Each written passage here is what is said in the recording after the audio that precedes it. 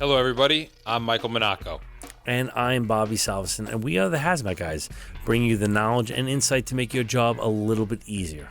Before we get into the show, let's thank today's sponsors. HazSim training systems have been in use across North America since 2011. Hazmat teams, firefighters, confined space specialists, and industrial safety trainers alike have found the value in the HazSim Pro system. HazSim brings real information-based decision-making to students from instructors safely and realistically. No more burning up sensors or pretending a 3x5 card is a meter in training. Visit hazsim.com for realistic training solutions. Hey, everybody. Welcome back. We are at episode 89 today, and we are going to be talking about cylinders.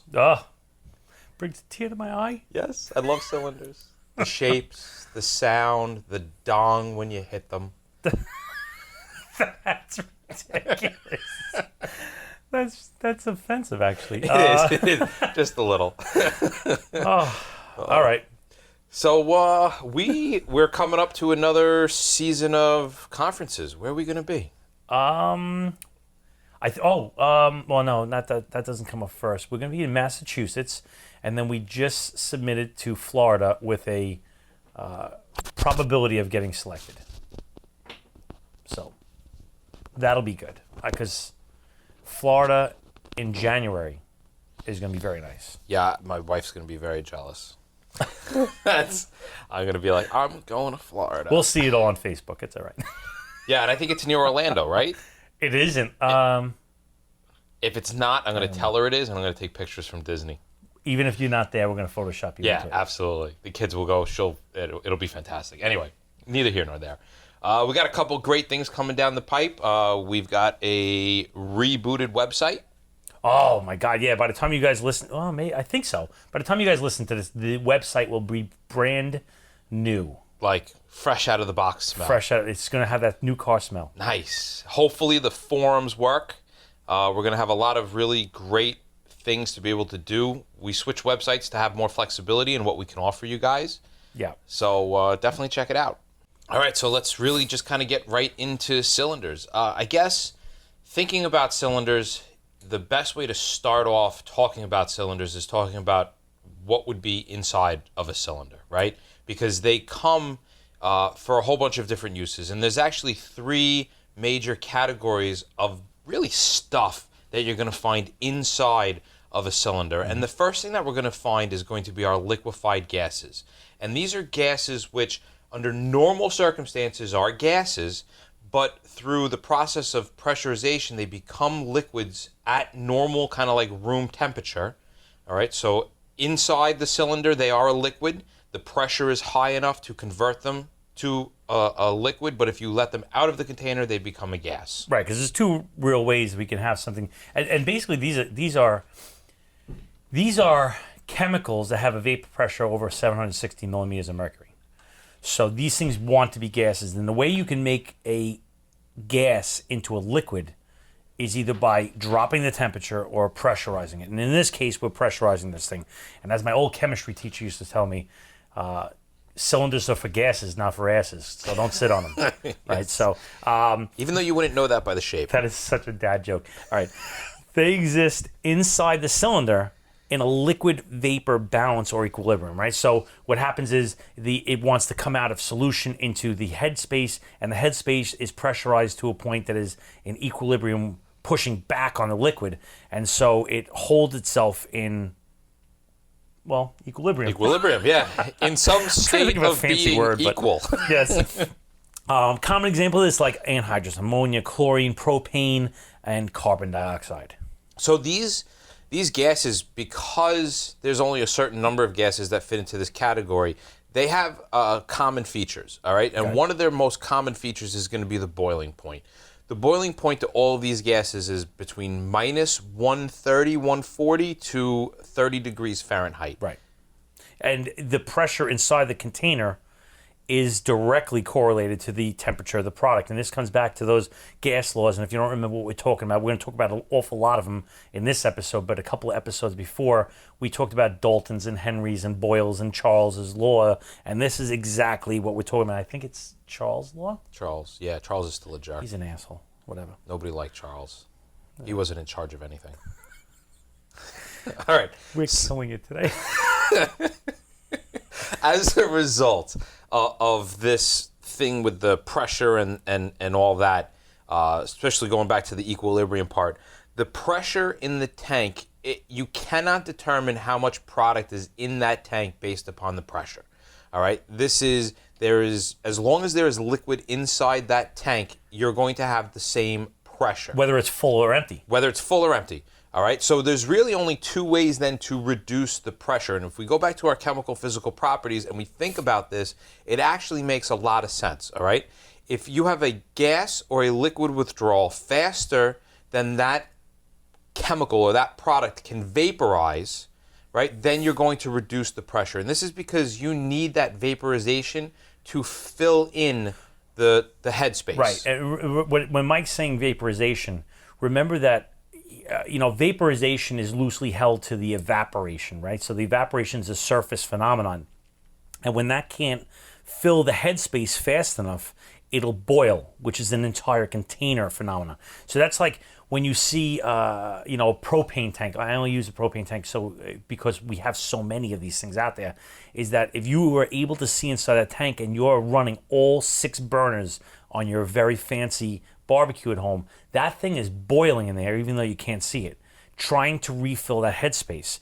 And so what happens is when you boil it to a point, because it's going through a phase change, because it's changing from a liquid to a vapor or a gas, it's going through an endothermic phase change, right? So this stuff is getting colder and colder and colder, and it's boiling harder and harder and harder to try to catch up. And what happens is it reaches this break-even point called auto-refrigeration. And now the vapor pressure is not high enough to keep up with the vaporization, right? So what happens is it actually, in propane's case, when it hits minus 44, the pressure goes to 0. So there's like a linear correlation between the two things. Right, and if you think about it, propane has a boiling point of it's like minus 141 degrees. So in theory, it's going to take the longest to get there, and yet it is at the bottom of the gases that can be liquefied. So if you have a liquefied gas and it's leaking, it probably will be very quickly start to auto-refrigerate. Mm-hmm. So how do we overcome this specifically in industry? Because we don't really do too much of this in the hazmat world, but it is a good thing to know. If we are trying to remove liquid faster than the rate of vaporization, we need to do some stuff to that, right? One of the suggestions is always, help warm it up with a hose line. That's a possibility. Mm-hmm. But there's this method called padding. And padding is really you take an inert gas and you inject it into the cylinder. So you basically pressurize that cylinder or that tank, and you're adding gas into the headspace, which is going to push on the liquid, which is going to help push it out of the cylinder. Right. So we're almost doing a pressurized push. Yeah. Through the liquid line. Yeah. We kind of, if anyone's been to any of the highway or rail classes out in Pueblo, Colorado, when they do the nitrogen injection to push the product out of the hose line, they're essentially doing the same thing. Right. So it's really important to understand that most of these tanks are low pressure. All right, when in comparison to the higher pressure gas cylinders, right? And we're going to get into that in a little while with the shouldering and that stuff. But so we need to know what the maximum allowing pressure is in the cylinder, because if we're putting a push on it, we can't blow the cylinder up by putting too much of a push. That would look really bad. Right. I mean, I've done stuff that made us look really bad on scene, but that would look horrible. Oh. All right. And we can actually find out tank by tank what the maximum allowable working pressure is. And if you're researching that, you're going to often find it as MAWP, maximum allowable working pressure. And it's actually stamped on the cylinder. You just got to kind of know where to look for it. If you're looking at the cylinder, you're going to often see, especially if you're here in the United States, it may be different in other countries, but you're going to see DOT, this is just an example, DOT 3AA 480. That last number, that 480, that's the maximum allowable working pressure of that cylinder. So if you're going to pad, you need to make sure that you never approach more than 20%, more than 80% of that maximum allowable working pressure. And that's in addition to what the actual pressure of the vaporization is. So like, for example, propane, and I don't even know if this is real, but propane at like 90 degrees Fahrenheit is like a working pressure of 170. So you'd have to subtract the 170 to figure out what you can maximize the nitrogen at. Right. In order to push it. Right. All right. We also want to know what the relief device's activation pressure is, because if we exceed that, it's just going to come out the pressure relief. Right. Which, again, anytime we leak product is not a good thing. Right. And one of the things that we really want to make sure of is we don't ever want to use a flammable gas or do this with a flammable gas and use air. All right, there's kind of this whole LEL, UEL thing, and you really could be injecting air and oxygen into an environment, creating an explosive mixture inside the tank. And because, I mean, like, the reason why when we put a lighter up to a can of Krylon, the flame doesn't go back in the can, it's not because of pressure, it's because it's too rich in a can. If you start putting air into it, you very well might bring inside that canister the flammable range. Right. So we got to be very careful about that. You'll be ending your day like somebody celebrating the 4th of July in the ER. With just a stub and a little bit of gauze. But it was fun. It was fun. All right, guys, let's take a second for a break. For an ad. Rails by Spectral Labs is a computer-based training game for first responders, hazmat teams, law enforcement, anybody that uses CBR&E equipment. Pretty much anybody that listens to this podcast. You can practice in realistic and hazardous scenarios that are difficult to simulate in training exercises. Things like an underground gas leak or a highway chemical spill, or even locating and identifying a high-activity radiation source. The best part? It's free. It's free to federal, state, and local agencies. So just email or call Spectral Labs and let them know the name of your agency and the hazmat instruments you use, and they'll take care of the rest.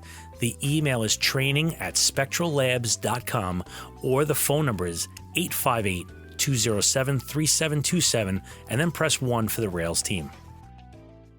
All right, let's pick up where we left off here. All right, cylinders may have both phases of product, right? We know this. Right. They have to, actually. They have to, all Because right? they're going to have a vapor space and the liquid. And the liquid space, especially really only these liquid containers. So there needs to be a way, depending on your cylinder, to get both phases out, right? Mm-hmm. Because there are times that a process calls for liquid product, and there's times that the process calls for vapor product. And the cylinders have adapted to be able to do this. One of the ways that we can pull liquid out of a container is through something called an induction tube or a dip tube. And what this really is this is a tube that's going to go from your valve, assuming that your valve is on top of the container, and it's going to drop down to the very bottom of the container. That's assuming that it's vertical. Vertical, right. Right, so if I have something that's like on a forklift or high-low, whatever the hell you call it in your area, these cylinders are on its side. They're mounted horizontally, but they're mounted very specifically, so there's alignment pins that it sits on, so it knows which side's going to be up and which side's going to be on the bottom. So what it'll have is a liquid line that goes straight to the bottom and then hooks a left and goes to the bottom of it. All right, so that it's always going to be in the liquid space. It kind of has a little bit of a J in it. Right. That would be the gooseneck tube, right? Right. Right. And some of them have both, all right? If you take a look at let's say like a chlorine container or a 1-ton container, all right? You have 2 valves on that container. One of those valves goes to a liquid space. The other valve goes into the liquid space. So it would be what we would consider a Y valve. It's essentially 2 gooseneck valves that go in opposite directions. Right, and there's no indication because depending on the rotation of the cylinder is what you're picking up. Right. So on tube trailers, you could, which again, these are tubes, long cylinders that are mounted like 12 or 20 to a trailer, all lengthwise along a tractor trailer. You can choose liquid or gas on either the front or the rear. So it's not a rule, but it's more like a general guideline that like liquid is in the front and gas is in the rear. And I'm not making that up. No, you're absolutely not. All right, and understanding and researching the type of cylinder that you have is critical before you attempt any kind of offload. It's just, you need to know what you're dealing with. Take a moment to look around the cylinder. Take the wide 360, then take the close 360, and then stand next to it and kind of look at it, really stare at it, and look at the MAWP, look at the configuration of the valving. Hell, grab if you can do it, grab an iPhone or an iPad or a camera and take pictures so that maybe you can zoom in and see things from a distance outside the hot zone to see what's going on. The next one is going to be our non-liquefied gases. These are also known in general as our compressed gases, all right, or permanent gases. Okay. These gases do not become, I want to say this right, they don't become liquid when they're compressed at normal temperatures. Actually, they don't even become liquids even at high pressures. All right, so these things pretty much, no matter how much you squeeze these things into a cylinder, they're going to stay gases. And things like oxygen, nitrogen, helium, argon, these are like your welding gases, and they are very, I don't know, I mean, 5,000 pounds per cylinder.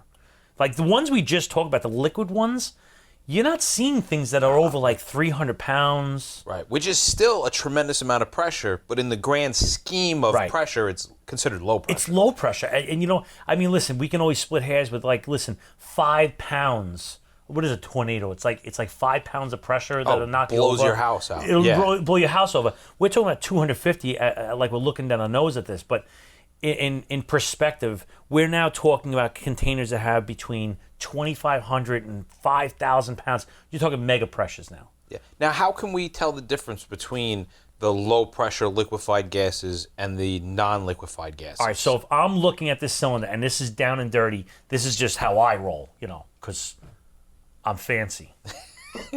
No. I take a helicopter to the scene. I actually do. I am doing that this weekend.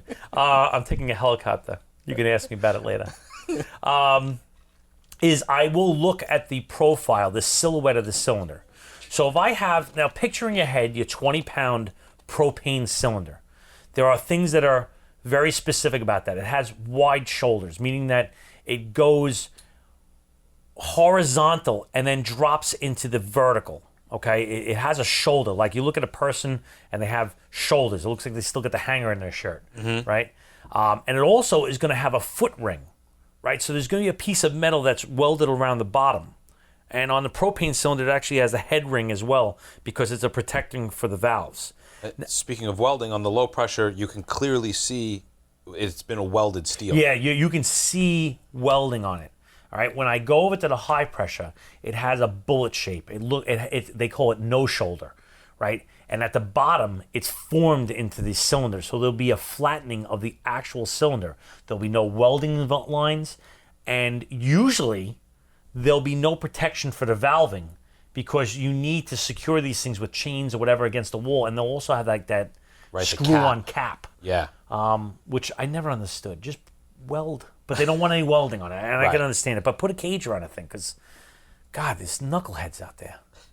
Yeah, but you know what? They keep us in business. So. They do. It's a good thing. It's a good thing. All right, so non-liquefied gases, these are going to be our generally, when we think of a high-pressure tank, like Bob said, upwards of 10,000 PSI, some of these can go up to. Yep. They are very, very, very, very powerful. Mm-hmm. Moving on from there, we have what's called our dissolved gases. These are very unstable gases, all right? They are dissolved for a reason. The most common example of this is going to be acetylene, which can explode really close to atmospheric temperature and pressure. If you look at the valving on an acetylene tank, if you go up to an oxyacetylene torch setup and you look at the valve that's on it, like the output valve of it, it goes into red, like it says danger at 15 pounds, because when it releases at faster than 15, I believe it's spontaneously combustible. It will flash on you. So we have actually some really good photos of acetylene tanks burning on the inside because, and again, I don't want to go down a rabbit hole, but acetylene is one of those gases that really doesn't need oxygen. It's like one of those loners and doesn't need a friend. Yes. So acetylene tanks are packed with this inert porous filler, which is diatomaceous earth. Diatomaceous earth. I always say we all have that one word that we just can't spit out. I always want to say it's like tenacious D, so I'm like, oh, it's diatomaceous D earth. Jack Black's gonna sue me for that. with porous fillers, right? So this stuff is packed in there, and because it's so badass inside this thing, they don't want it sloshing. So this diatomaceous earth is like this baffle. They pack it and dissolve it inside of acetone. So when you see a torch running, it'll run hard, and when the tank ends up, you'll get this yellow, sooty, shitty flame, and that means you're done. You're just burning acetone at this point. Yeah. Well, that wraps up another episode of the Hazmat Guys. You can find us on Facebook, Twitter, and our YouTube channel at the Hazmat Guys, and take a moment to call our comment hotline at 843-628-1484. We are always looking forward to your feedback about information or interesting incidents that you were part of. So send us a note at feedback@thehazmatguys.com. And remember, guys, don't just get on the job, get into the job.